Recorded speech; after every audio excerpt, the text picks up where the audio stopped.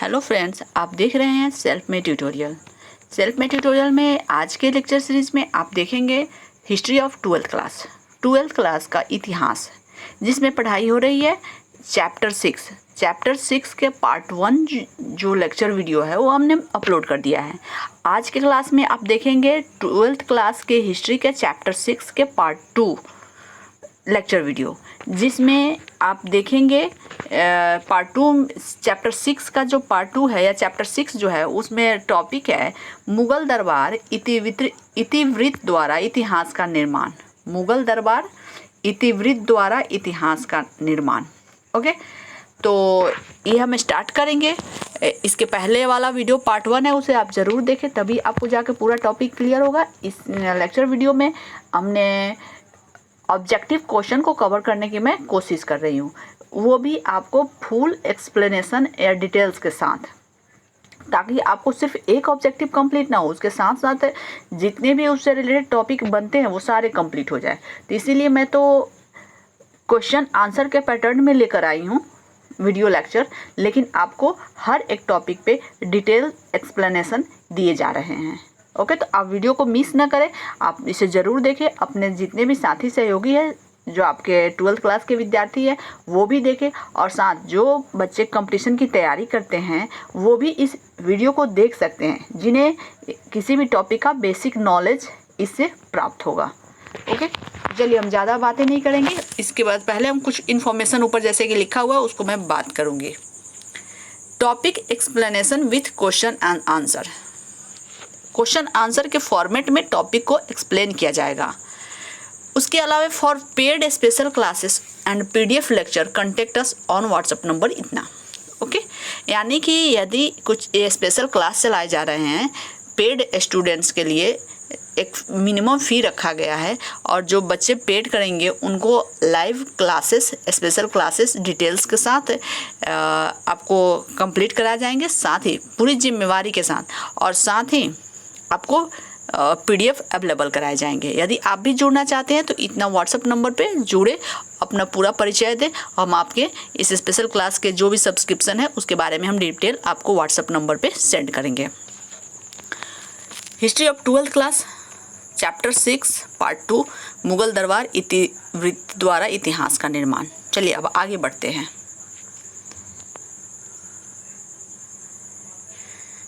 The Mughal code reconstructing history through Chronicle.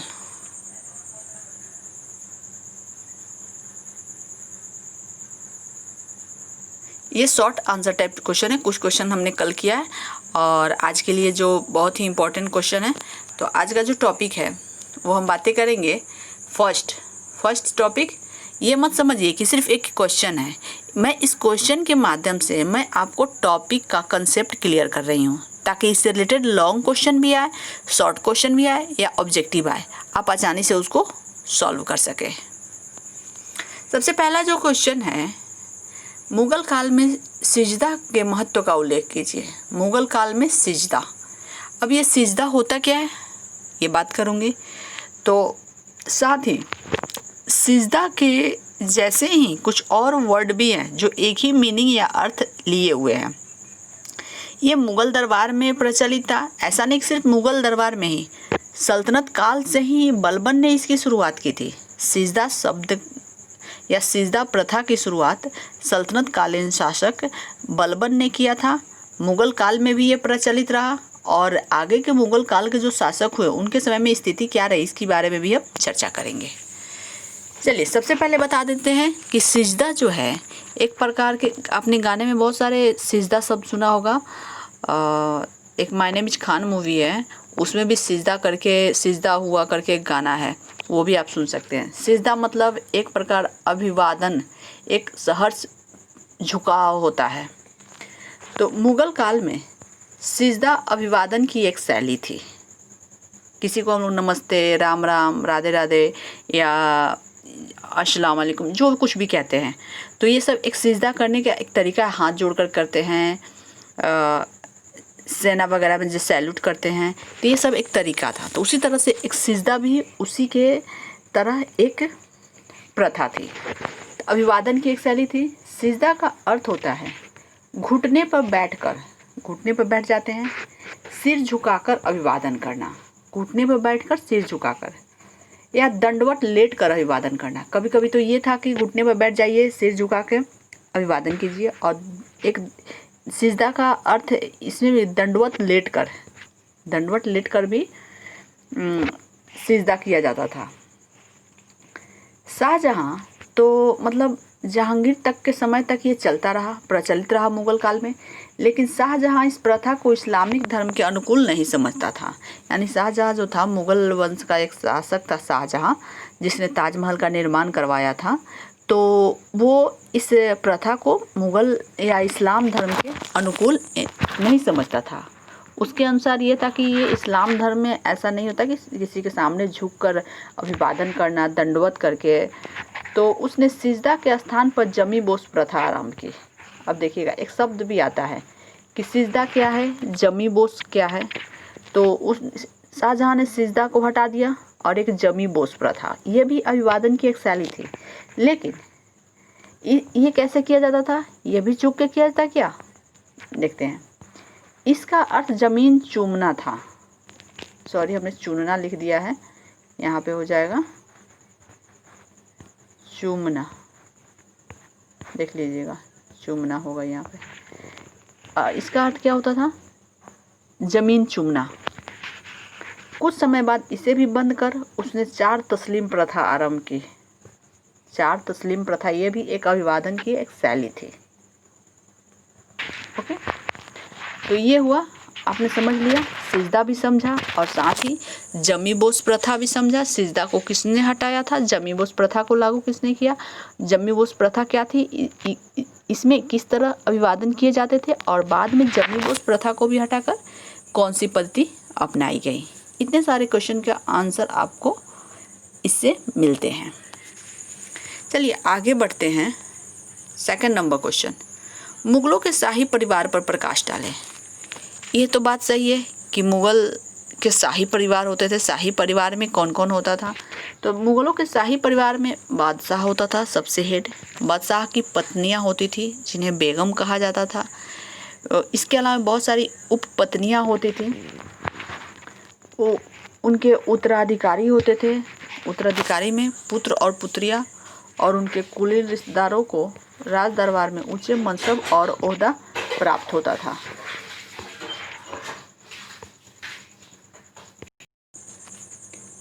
तो इस तरह से मुगलों के शाही परिवार में उनके उत्तराधिकारी, पत्नियां, उनके माँ, उनके पिता और साथ ही साथ दरबार के ऊंचे अधिकारी और मंत्री वगैरह रहते हैं, और उनमें ये देखा जाता है कि वे सब शाही और अभिजात वर्ग से संबंध रखते थे। ओके, तो ये रहा आपका क्वेश्चन। सेकंड क्वेश्चन कंप्लीट हुआ, फर्स्ट हुआ। अब हम देखेंगे थर्ड क्वेश्चन। थर्ड क्वेश्चन कहिए या टॉपिक कहिए, ये तो अभी हमने शॉर्ट यानी संक्षिप्त में मैं इसको बता रही हूँ। इसके लॉन्ग क्वेश्चन कितने वर्ड में लिखे जाते हैं, वो कैसे होते हैं, किस तरह के टॉपिक को एक्सप्लेन किया जाता है, वो भी मेरा नेक्स्ट पार्ट होगा। तो इसीलिए नेक्स्ट पार्ट आप देखना ना भूलें, मैं नेक्स्ट पार्ट लेकर आऊँगी। अभी लॉन्ग नहीं रहेगा, लेकिन वो भी ऑब्जेक्टिव और शॉर्ट टाइप में ही रहेगा। लेकिन ये शॉर्ट टाइप रहेगा, लेकिन इसमें फुल इसका विस्तृत इस पर प्रकाश डाला जाएगा। सबसे पहले क्वेश्चन ये है, third number question, Haldi Ghati के युद्ध से आप क्या समझते हैं। तो सबसे पहले बता दें कि हल्दी घाटी का युद्ध हुआ था मुगल काल में।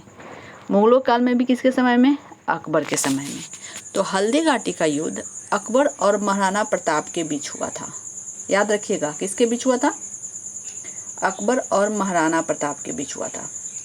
कब हुआ था, 1576 ईस्वी में चित्तौड़ के हल्दी घाटी के मैदान में हुआ था। ये चित्तौड़ कहाँ है, राजस्थान में है। तो हल्दी घाटी के मैदान में हुआ था, इस कारण से इसे हल्दी घाटी का युद्ध कहा जाता है। इस युद्ध में महाराणा प्रताप की हार हुई थी। अकबर और महाराणा प्रताप के बीच हुआ, लेकिन इसे महाराणा प्रताप ने बहुत ही चालाकी और सूझबूझ के साथ युद्ध किया, लेकिन लास्ट में उनकी हार होती है और 1597 में महाराणा प्रताप की मृत्यु हो गई और चित्तौड़ पर मुगलों का अधिकार हो गया।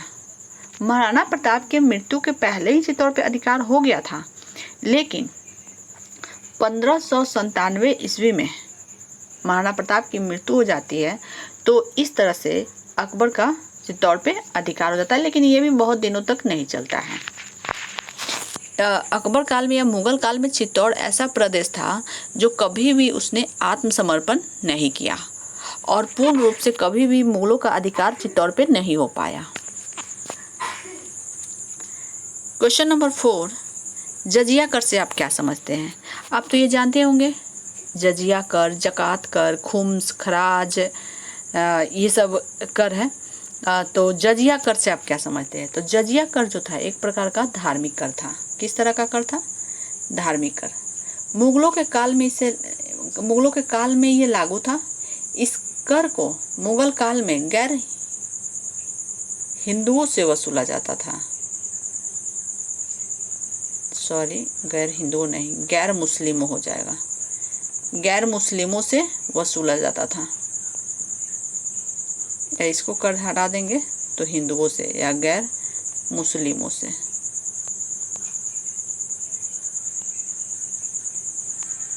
गैर मुस्लिमों से वसूला जाता था। जजिया कर किससे वसूला जाता था? गैर मुस्लिमों से। अकबर ने जजिया कर को समाप्त किया था। कब किया था? जब वो पेटीकोट शासन का अंत कर, जब अकबर पूर्ण रूप से अपने अधिकार अपने को शासक घोषित किया, तो उसने बहुत सारे तीर्थ यात्रा कर समाप्त कर दिया, जजिया कर को समाप्त किया, धार्मिक कर को समाप्त किया। तो इस तरह से जजिया कर को 1564 को 1564 में समाप्त कर दिया था। ओके, तो जजिया कर जो था एक धार्मिक कर था जिसे समाप्त किया गया, और साथ ही इस कर को किसी भी मुस्लिम प्रांत में हिंदू जो होते थे उनसे वसूला जाता था। हो गया? आपको समझ में आ गया होगा। चलिए आगे बढ़ते हैं।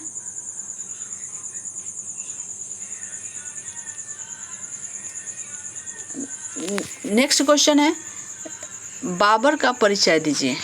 बाबर का परिचय दीजिए, ये क्वेश्चन है। ओके, तो इसमें हम देखेंगे कि बाबर का परिचय यानी कि बाबर कौन था। तो इसके बारे में मैं आगे भी डिटेल्स लेकर आऊँगी। टॉपिक वाइज जब जो स्पेशल क्लास चलते हैं उसमें पूरे डिटेल्स में बताए जाते हैं, यानी कि आपको पूरे मुग़ल सल्तनत के बारे में, उनके कार्य सब कंप्लीट कराए जाते हैं। अभी तो टाइम का अभाव है, इसीलिए मैं आपको ऐसे दे रही हूँ। बाबर का परिचय दीजिए। भारत में मुग़ल वंश का संस्थापक कौन था? बाबर था। उसने 21 अप्रैल 1526 को पानीपत के प्रथम युद्ध में इब्राहिम लोदी को परास्त कर भारत में मुग़ल वंश की स्थापना की थी। बाबर जो था मुग़ल वंश का संस्थापक था। वो सबसे पहले इब्राहिम लोदी कहने में भारत आया और उसने पानीपत के प्रथम युद्ध में, कब हुआ था? 1526 में इब्राहिम लोदी को परास्त किया और मुग़ल वंश की स्थापना कर दी भारत में। उसका पूरा नाम था जहीरुद्दीन मोहम्मद बाबर। उसका जन्म जो हुआ था 14 फरवरी 1483 को फरगना में हुआ था। फरगना पश्चिमोत्तर सीमा पर स्थित था, पश्चिमी एशिया का देश था। चलिए नेक्स्ट क्वेश्चन आता है, जात और सवार से आप क्या समझते हैं? स्पष्ट कीजिए। अब जात और सवार, ध्यान से सुनिएगा, ये थोड़ा सा आप वर्ड आपको अनभिज्ञ लगे, यानी कि आप नहीं जानते हो जात क्या है, सवार क्या है, तो आप समझ जाइए कि जात और सवार मनसबदार शब्द का ही एक पार्ट है। मैं समझाऊंगी। देखिए, मुगल काल में जिस व्यक्ति को मनसब मतलब क्या होता है? अपने बहुत सारे जोधा अकबर करके मूवी भी आई है, सीरियल भी आया हुआ है, तो उसमें आपने देखा होगा कि बहुत ऊंचे ऊंचे ओहदे पर जो मंत्री होते थे, उनके उत्तराधिकारी होते थे, जो राजकुमार होते थे, जो कुछ भी मतलब पद होता था, वो पद पर इन्हें कितना का मनसब दिया गया है, वो बड़ा मनसबदार था, ये छोटा मनसबदार है, ये सारे शब्द आप तो सुने ही होंगे। तो वही मैं बता दूं कि जिस व्यक्ति को मनसब मतलब विशेष ओहदा और दर्जा, मनसब का अर्थ क्या होता है? विशेष ओहदा या दर्जा, एक पोजीशन, एक स्टेटस होता है। दी जाती थी उसे मनसबदार कहा जाता था। जो विशेष ओहदा और जो स्टेटस पोजीशन दिया जाता था दरबार में, मुगल दरबार में, उसे मनसबदार कहा जाता था। मनसबदार को दो पदों में बांटा गया था, एक जात और दूसरा सवार। समझ में आ गया आपको? अब जात और सवार में बांटा गया दो पद से, जात और सवार से ही मनसबदार बनता था। तो जात और सवार होता क्या है? तो ब्लॉकमैन एक इतिहासकार हैं, उन्होंने कहा कि एक मनसबदार को अपने पास जितने सैनिक रखने पड़ते थे वह जात का सूचक था, वह जितने घुड़सवार रखता था वह सवार का सूचक था। यानी कि सैनिक भी रखना होता है और घुड़सवार भी रखना होता है। घुड़सवार का मतलब होता है यानी घोड़े की सवारी करने वाला या जो घोड़ा चलाता है उसको घुड़सवार कहते हैं, और सैनिक जो पैदल सैनिक होते हैं। तो जितना सैनिक होता था उससे आधा घुड़सवार होते थे, जितना सैनिक होता था उससे दोगुना घुड़सवार होता था। तो इसे ही मनसबदार, जिसके पास जितना अधिक सैनिक और घुड़सवार होते थे उसी के अनुसार उनका पोजीशन तय होता था, उसी के अनुसार उन्हें दरबार में भी स्थान प्राप्त होता था। ओके, अब हम आगे देखते हैं।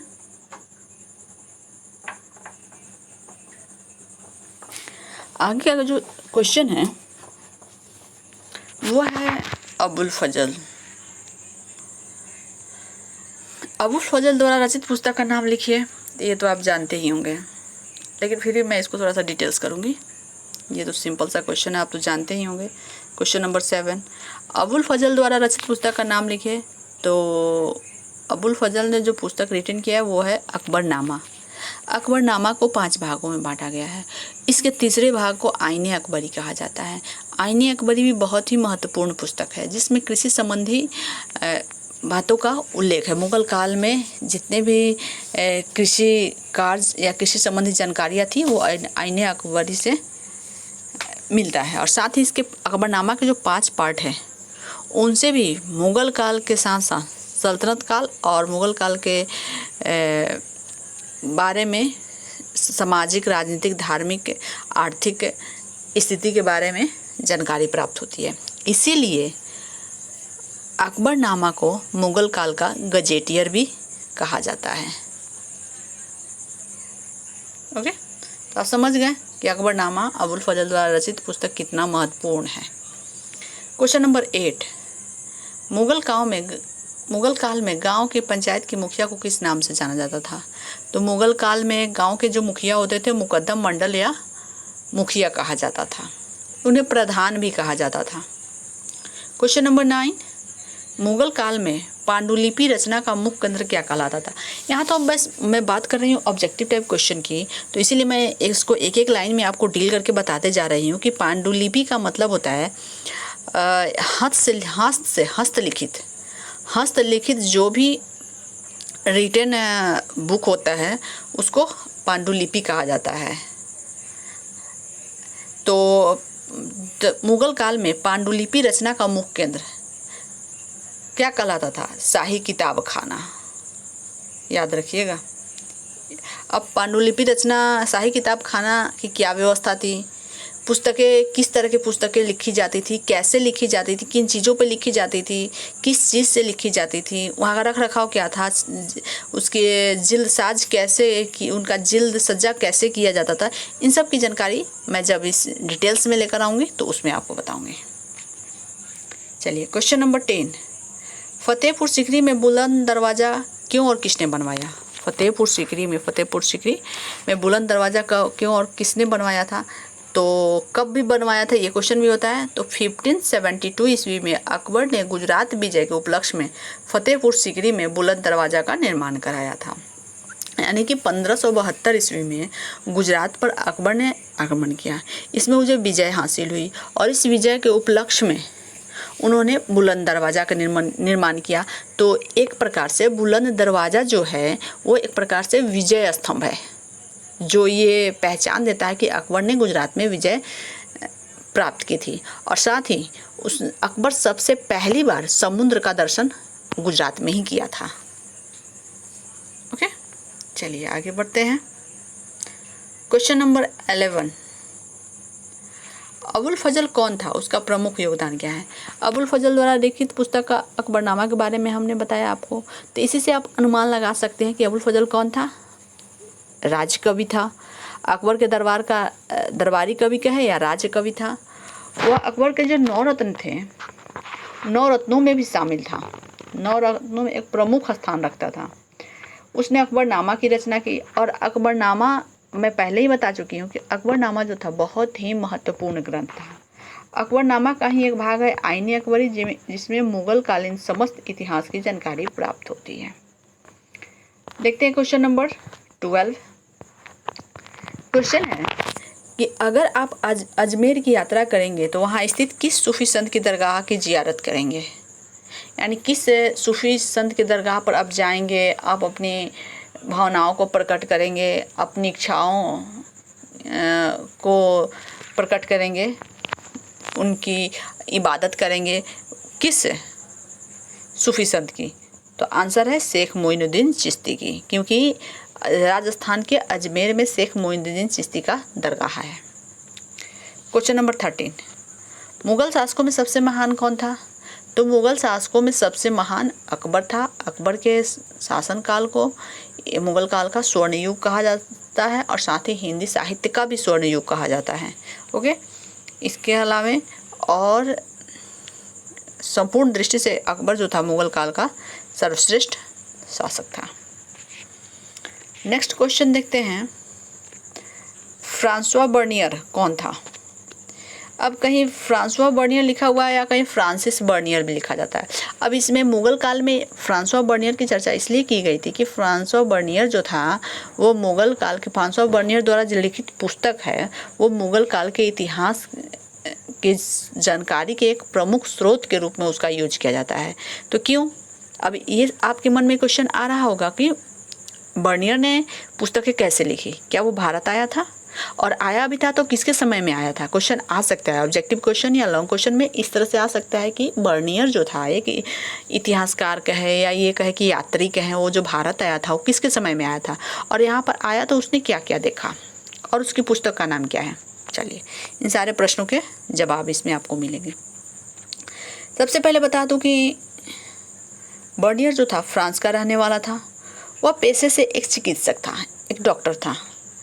भारत यात्रा की प्रबल इच्छा के कारण 1658 ईस्वी में वह भारत यात्रा पर आया। 1658 यानी 1658 ईस्वी में जब भारत आया तो आप तो अनुमान लगा सकते हैं कि 1658 ईस्वी में किस शासक का यहाँ पे शासन था। उस समय यहाँ के मुगल साम्राज्य की स्थिति क्या थी और क्या कुछ घटित हो रहा था, आप अनुमान लगा लीजिए। फिर भी मैं बता देती हूँ। 1658 ईस्वी में आया था क्योंकि उसे बड़ी इच्छा थी, उसने भारत के बारे में सुन रखा था। आप भी जानते हैं कि जो भी विदेशी भारत में आए तो उन्होंने ये सुन रखा था कि भारत एक है जो सोने की चिड़िया है, यहाँ सोने के खान है, यहाँ भारत जो है बहुत ही समृद्ध देश है, इसीलिए वहाँ पर जाना चाहिए। तो इसी इच्छा के कारण वो बर्नियर भारत आया था। और जब वो भारत आया उस समय शाहजहाँ के पुत्रों के बीच उत्तराधिकार का युद्ध चल रहा था, यानी कि मुगल वंश का तो शासन था ही भारत में। उस समय शाहजहाँ के 4 पुत्र थे, दारा शिकोह, औरंगजेब, इन सबों के बीच में गद्दी प्राप्त करने के लिए युद्ध चल रहा था। इन सब युद्धों का बर्नियर जो था प्रत्यक्षदर्शी था, वो सब उसने अपनी आंखों से देखा था। वह पूर्व भारत में 10 वर्षों तक रहा और उन 10 वर्षों में उन्होंने जो कुछ भी देखा उसके आधार पर उसने भारत की राजनीतिक घटनाओं, व्यक्तियों, राज दरबार के दाव पेचों, शहरों, परंपराओं, धार्मिक और आर्थिक स्थिति का विस्तृत वर्णन अपनी यात्रा वृत्तांत travel in the Mughal empire में किया है। Travels in the Mughal empire. पुस्तक का नाम क्या है फ्रांसिस बर्नियर का? Travels in the Mughal empire. Question number 15, Akbar द्वारा जजिया कर कब समाप्त किया गया? अकबर द्वारा जजिया कर समाप्त किया गया 1564 ईस्वी में। इजी क्वेश्चन है। क्वेश्चन नंबर 16, मुगलों की घरेलू दुनिया की ओर संकेत करने के लिए सिर्फ किस शब्द का प्रयोग किया जाता था? मुगलों के घरेलू दुनिया की तरफ प्रयोग करने के लिए, संकेत करने के लिए शब्द जो है वो है हरम। हरम जात था जहाँ पे बादशाह की पत्नियाँ, उपपत्नियाँ, दासियाँ, बच्चे, उनकी भतीजी, भांजे, जो भी बच्चे वगैरह, जो घरेलू कार्य जितने भी थे वो सब हरम के अंतर्गत आते थे। इसीलिए घरेलू दुनिया की ओर संकेत करने वाला शब्द कौन सा है? हरम। चलिए आगे बढ़ते हैं।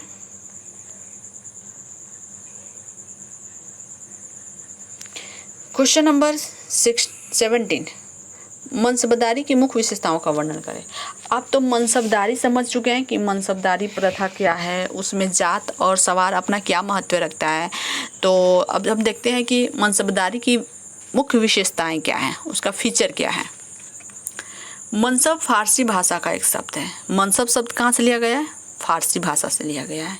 इस शब्द का अर्थ होता है दर्जा, ओहदा, ओके, एक स्टेटस, एक पोजीशन। जिस व्यक्ति को सम्राट द्वारा यह पद दिया जाता था उसे कहा जाता था मनसबदार, यानी सम्राट द्वारा यह पद दिया जाता उन्हें कहा जाता था मनसबदार। चंगेज खान ने अपनी सेना का गठन दशमलव पत्ती पर किया था। अब देखिए, ये मनसबदारी व्यवस्था तो मुगल काल में लागू हुई, अकबर ने किया था। तो सबसे पहले ऐसा नहीं कि इसने प्रैक्टिकल किया अकबर ने, ऐसा नहीं कि अकबर ने पहली बार किया। इसके पहले चंगेज खान ने अपनी सेना का गठन दशमलव पत्ती पर किया था। चंगेज खान ने अपनी सेना का गठन दशमलव पत्ती। अब आपके मन में ये आ रहा होगा कि दशमलव पत्ती होता क्या है। दशमलव पत्ती का मतलब होता है 10, 100, 200, 400, 500, 1000, 2000, 4000, उसे कहा जाता है दशमलव पत्ती। उसी आधार पर उसने सेना का गठन किया था। किसने? चंगेज खान ने। सबसे छोटी इकाई थी 10 एवं बड़ी इकाई 10,000 थी। बाद में 10,000 से बढ़ गया था, लेकिन बड़ी इकाई 10,000 थी। भारत में मुगल सम्राट अकबर ने भी मनसबदारी व्यवस्था को, इस दशमलव पत्ती को अपनाया। अकबर के शासनकाल में सबसे छोटा मनसब होता था 10 सवारों का, तथा सबसे बड़ा मनसब 1000 था। लेकिन शुरू में 5000 से ऊपर मनसब केवल राजकुमारों को ही दी जाती थी। यानी कि सबसे छोटा मनसब 10 था, सबसे बड़ा 10,000 का। लेकिन जब सबसे पहले लागू किया गया था उस समय सबसे ज़्यादा मनसब जो था 5000 का, वो राजकुमारों को दिया जाता था, यानी सम्राट के पुत्रों को। अकबर ने मनसबदारी व्यवस्था का आरंभ कब किया? क्वेश्चन बहुत ही इंपॉर्टेंट है। अकबर ने मनसबदारी व्यवस्था का आरंभ 1572 से 73 से 74 के बीच में, 1573 से 74 के बीच में किया था। ओके, तो आप समझ गए कि मनसबदारी व्यवस्था की विशेषताएं कहाँ से ली गई, इसका अर्थ क्या होता है, अकबर ने कब लागू किया, ये हुआ। चलिए नेक्स्ट क्वेश्चन देखते हैं। अकबर ने सुलह कुल के विचार को अपने राजनीतियों द्वारा किस प्रकार कार्यान्वित किया? कोई 2 उदाहरण दीजिए। सुलह कुल की विचार को अपनी राजनीतियों द्वारा किस प्रकार कार्यान्वित किया? यानी ये कहे, सीधे सा क्वेश्चन यदि आपको समझ में नहीं आ रहा हो तो मैं फिर भी आपको बता देती हूँ कि सुलह कुल की जो नीति थी उसे अकबर ने अपने शासन व्यवस्था में किस तरह से एग्जीक्यूट किया, कार्यान्वित किया। तो सबसे पहले मैं बात करूंगी सुलह कुल का अर्थ। ओके, सुलह कुल का अर्थ क्या होता है? शांति रखने का सिद्धांत। सुलह से होता है ना, जब 2 व्यक्ति झगड़ा करते हैं तो कहते हैं इसका सुलह करवा देते हैं। सुलह करवा देते हैं मतलब मेल मिलाप करवा देते हैं, उनके बीच शांति स्थापित करते हैं, झगड़े को समाप्त करते हैं, तो ये सुलह होता है। तो सुलह कुल का नीति का होता है कि सबसे शांति रखने का सिद्धांत। तो अकबर ने अपने शासनकाल में सुलह कुल की नीति अपनाई, ये तो पता है, अकबर ने अपने शासनकाल में सुलह कुल की नीति अपनाई। तो उसे अपने राज्य में नीति अपनाया, तो इसे कार्यान्वित कैसे किया, कैसे लागू किया राज्यों में? तो कैसे लागू करेगा? आप अपना दिमाग लगाइए। शांति स्थापित करके, भाईचारे की नीति अपना के, धार्मिक मन मुटाव और कट्टरता मिटा के, यानी धार्मिक सहिष्णुता अपना के उन्होंने सुलह कुल की नीति का क्रियान्वयन अपने शासन में किया और इस तरह सुलह कुल को कार्यान्वित किया। ओके, तो ये सारे टॉपिक थे। और यदि आपको इसे और डिटेल्स में पढ़ना चाहते हैं, चैप्टर वाइज, टॉपिक वाइज, ये तो मैं क्वेश्चन आंसर के फॉर्मेट में लेकर आ रही हूँ ताकि मैं जल्दी से चैप्टर को कंप्लीट कर सकूँ। लेकिन यदि आप पूरे सिलसिलेवार ढंग से कंप्लीट करना चाहते हैं, टॉपिक वाइज कंप्लीट करना चाहते हैं, तो बस एक मामूली गुरु दक्षिणा के साथ आप स्पेशल क्लास ज्वाइन कीजिए और पेड मेंबरशिप बनिए, और जिसमें आपको पूरे डिटेल्स के साथ पढ़ाया जाएगा और आपको नोट्स भी अवेलेबल कराए जाएंगे। विशेष डिटेल्स के लिए व्हाट्सएप नंबर सबसे ऊपर दिया गया है, आप उसे देखें और उस पर मैसेज करें, अपने नाम और पता के साथ मैसेज करें यदि आप इच्छुक हैं तो। फिर हम मिलते हैं चैप्टर 6 यानी इसी चैप्टर के पार्ट 3 लेकर, जिसमें बहुत सारे इंपॉर्टेंट टॉपिक होंगे जिसमें हम बातें करेंगे। ओके, आप वीडियो को देखते रहें। वीडियो कैसा लगा, यदि आप वीडियो देखते हैं तो एक लाइक तो आप ज़रूर कीजिए, और साथ ही वीडियो को ज़्यादा से ज़्यादा शेयर करें, अपने दोस्तों के बीच शेयर करें, और साथ ही चैनल को यदि आप सब्सक्राइब नहीं किए तो सब्सक्राइब कर लें, क्योंकि चैनल पे आपको पूरे हिस्ट्री को बहुत ही अच्छे ढंग से कंप्लीट कराया जाएगा। हिस्ट्री आपको इतने अच्छे से पढ़ाई जाएगी ताकि आप आगे भी पढ़े, किसी कंपटीशन की भी तैयारी करेंगे तो आप स्वतः आपको अच्छा, अपने आप को अच्छा देखेंगे और अच्छा उस सब्जेक्ट में अच्छा कर पाएंगे। ओके, तो फिर हम मिलते हैं और इस वीडियो लेक्चर्स, इस टॉपिक का नेक्स्ट पार्ट लेकर। तब तक आप पढ़ते रहें, एंजॉय करते रहें। तब तक के लिए आपको धन्यवाद।